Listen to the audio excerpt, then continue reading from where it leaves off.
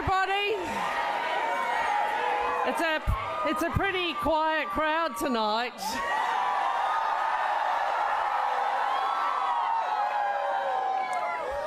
Thank you, everybody. Thank you for your support and for your patience this evening. Can I start by acknowledging the traditional owners of this land?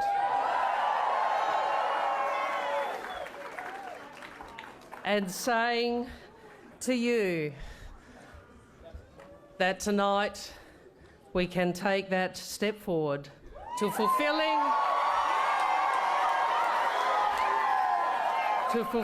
the promise of the Uluru Statement from the Heart.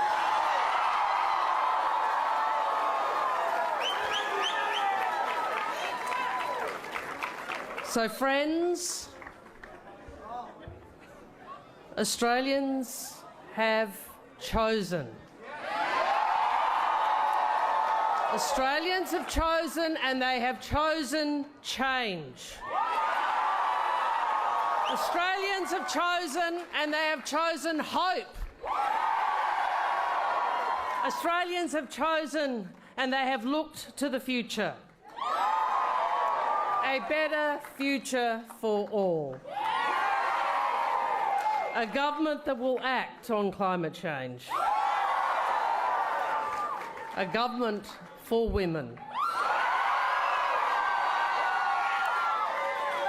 A government that will look to unify, to bring people together, not to divide.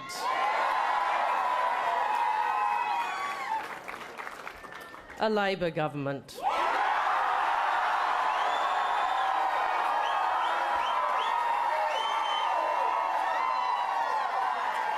An Albanese Labor government. Australians chose hope, and the man who embodies that hope is my friend, our leader, Anthony Albanese. Please welcome to the stage the man set to be the 31st Prime Minister of Australia.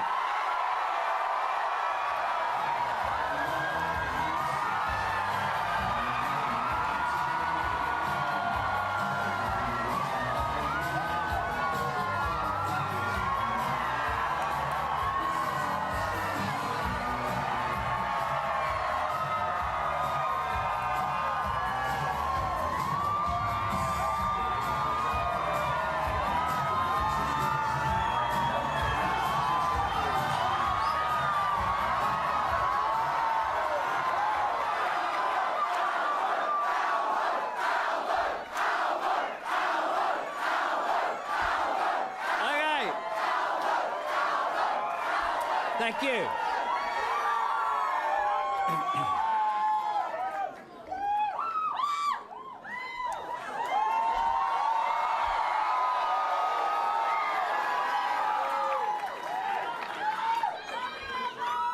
I begin by acknowledging the traditional owners of the land on which we meet. I pay my respect to their elders, past, present and emerging, and on behalf of the Australian Labor Party, I commit to the Uluru Statement from the Heart in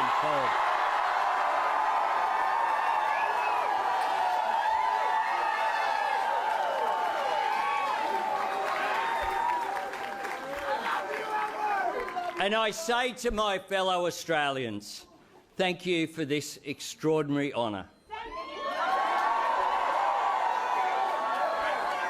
Tonight, the Australian people have voted for change.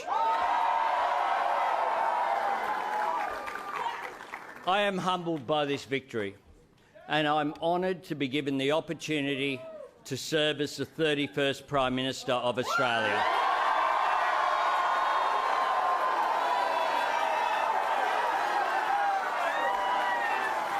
My Labor team will work every day to bring Australians together, and I will lead a government worthy of the people of Australia.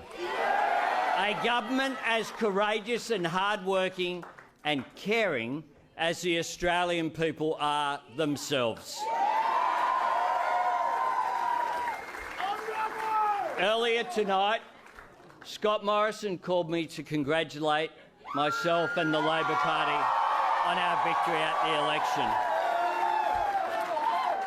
Scott very graciously wished me well, and I thanked him for that, and I wish him well. And I thank him for the service that he has given to our country as Prime Minister. I also want to acknowledge and thank Jenny Morrison and their two daughters for their contribution and sacrifice as well. My fellow Australians, it says a lot about our great country that the son of a single mum who was a disability pensioner, who grew up in public housing down the road in Camperdown,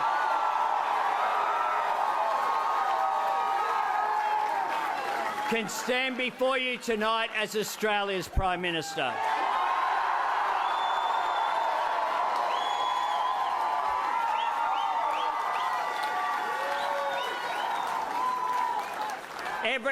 Can we, if you want to, I know it's been a long night, but if we can dial it down a little bit.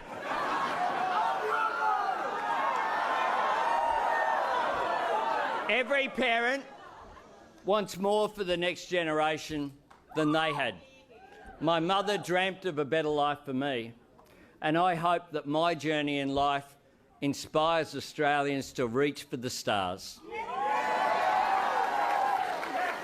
I want Australia to continue to be a country that no matter where you live, who you worship, who you love, or what your last name is, that places no restrictions on your journey in life.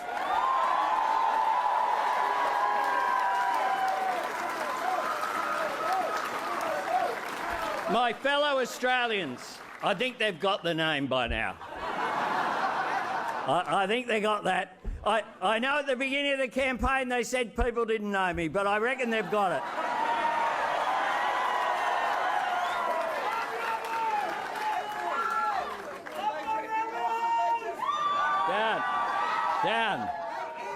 Down. No. Can we have order, please? Can we have a bit of order?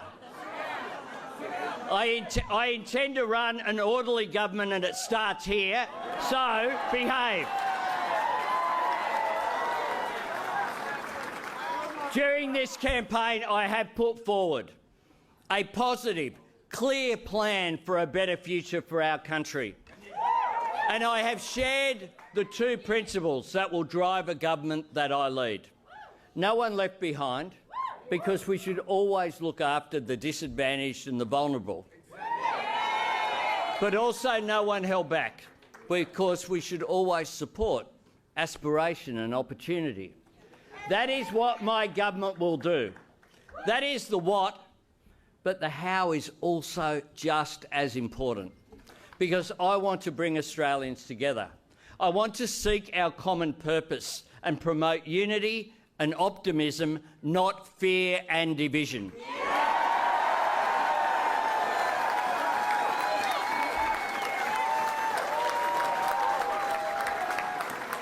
It is what I have sought to do throughout my political life, and what I will bring to the leadership of our country. It is a show of strength to collaborate and work with people, not weakness. I want to find that common ground where together we can plant our dreams. To unite around our shared love of this country, our shared faith in Australia's future, our shared values of fairness and opportunity, and hard work and kindness to those in need.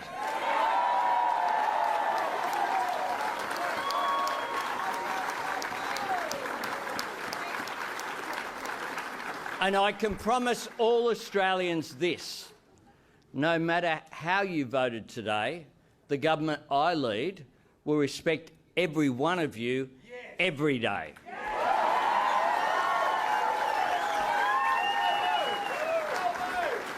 And I'll seek to get your vote next time. We are the greatest country on earth.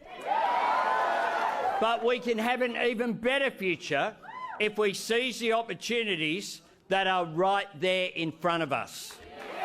The opportunity to shape change rather than be shaped by it. And we can shape change more effectively if we seek to unite people on that journey of change. Together, we can end the climate wars.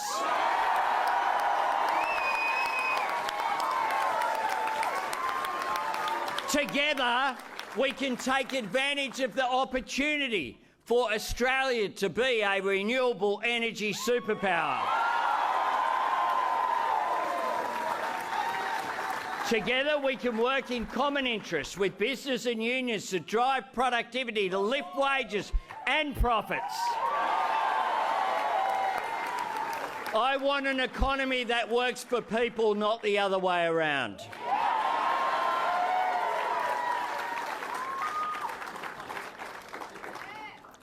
Together, we can as a country say that all of us, if the Fair Work Commission don't cut the wage of minimum wage workers, we can say, will we welcome that? Absolutely.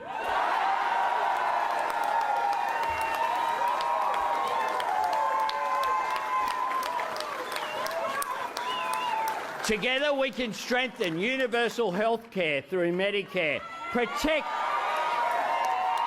we can protect universal superannuation. And we can write universal childcare into that proud tradition.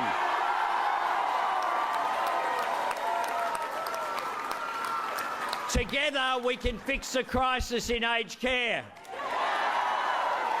Together we can make full and equal opportunity for women a national economic and social priority.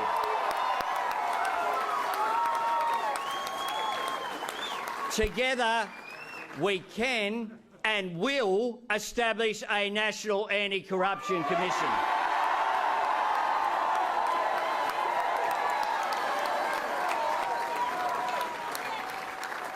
Together we can be a self-reliant, resilient nation, confident in our values and in our place in the world. And together we can embrace the Uluru Statement from the Heart.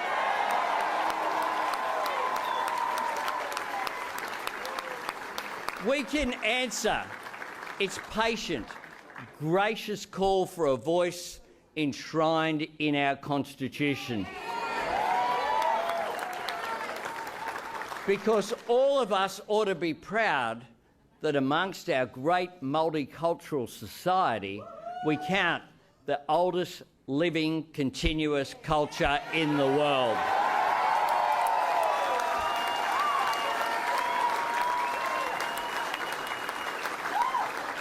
And I acknowledge Australia's next Indigenous Affairs Minister, Linda Burney, who's here.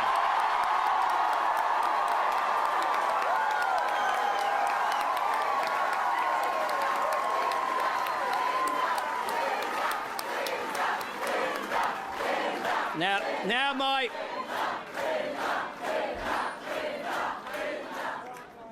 my fellow Australians, no one gets here by themselves, and I wouldn't be standing here tonight without the support, hard work and belief of so many people. To my parliamentary team, including my Deputy Richard Marles and my Senate Leader Penny Wong.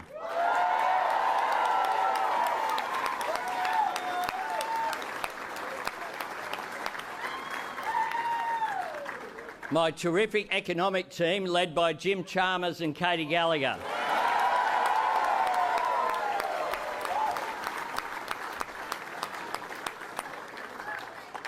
On Monday morning, arrangements are in place to have these people sworn in as members of my team.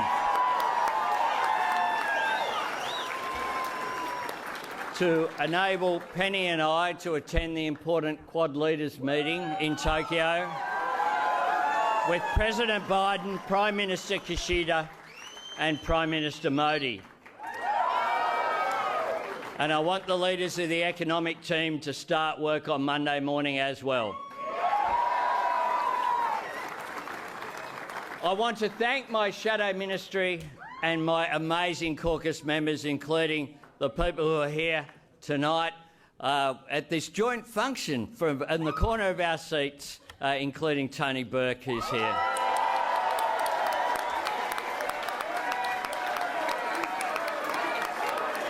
I want to thank all of our Labor candidates. I want to thank all those who've worked so hard for this victory. We stand on your shoulders, the parliamentary party. Most rank and file members of the Labor Party will never ask for anything. They knock on doors, they make calls, they work so hard, they hand out how to votes, they push the cause of Labor at the local PNC, at the side of the local kids footy, at the local netball, when they're shopping in the supermarket, when they talk to their neighbours. I thank each and every one of the true believers of the Australian Labor Party.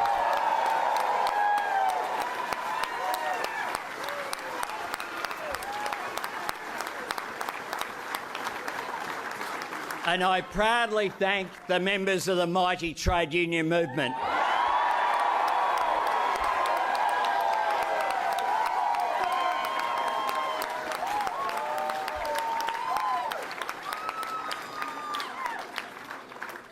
I do want to thank my campaign director, our amazing National Secretary, Paul Erickson, and his team.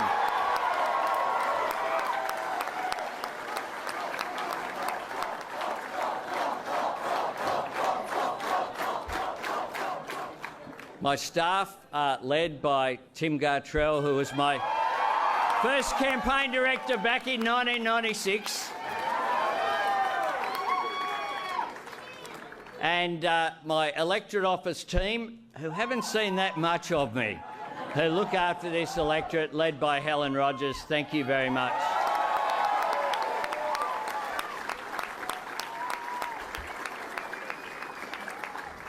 But to all those, and I'm not going to name them because they're too many, there's a lot of people who believed in me and backed me over many decades in this great movement to be where I am today.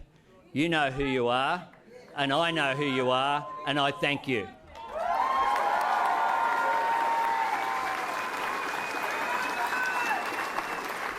Now, I said during the campaign that I've been underestimated my whole life.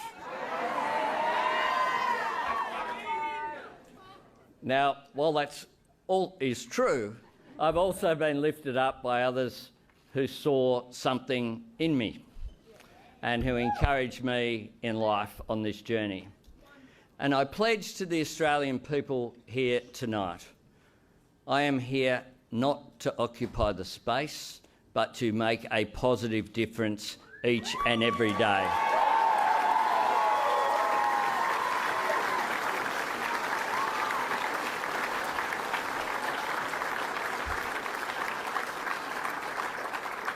And to the amazing diverse people of Greenlaw.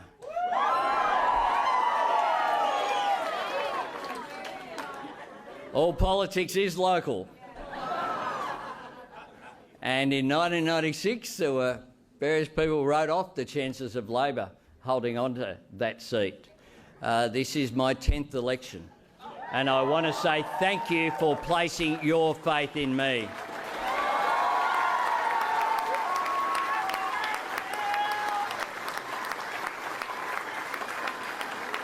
It is an absolute honour to be your voice in our national parliament.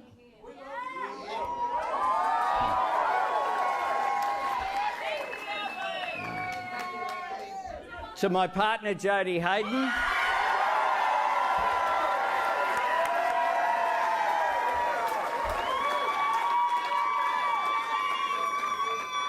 thank you for coming into my life and for sharing this journey.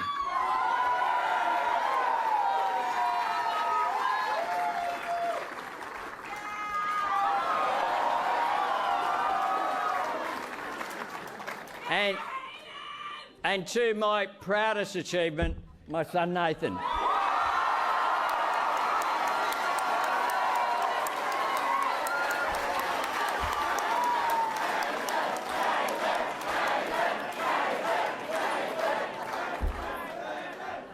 Thank you, mate, for your love and support. Your mother who's here tonight, Carmel.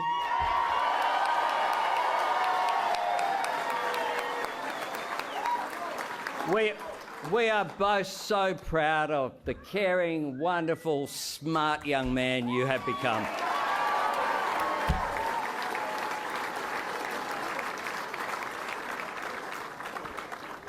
Love you, Nathan.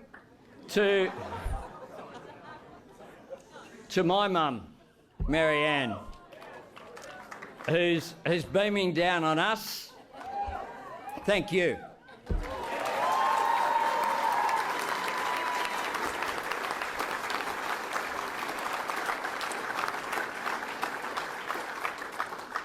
And I hope there are families in public housing watching this tonight.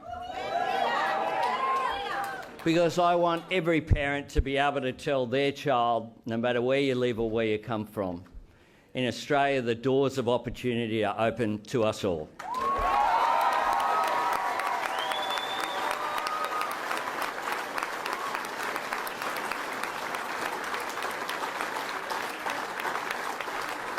And like every other Labor government, we'll just widen that door a bit more.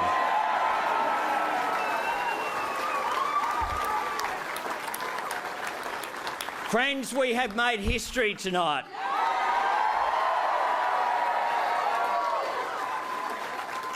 And tomorrow, together, we begin the work of building a better future.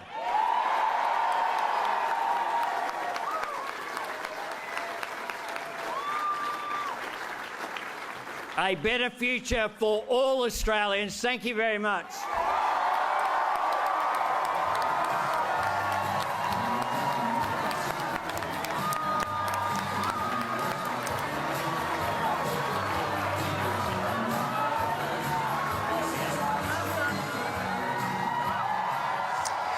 Anthony Albanese there, Australia's 31st Prime Minister, claiming victory tonight for the Labor Party. Patricia Karvelis is there with the Labor faithful. The excitement is just pummelling through the screen, Patricia. It really is, Lee. It is electric in this room, and in fact it has been for some time.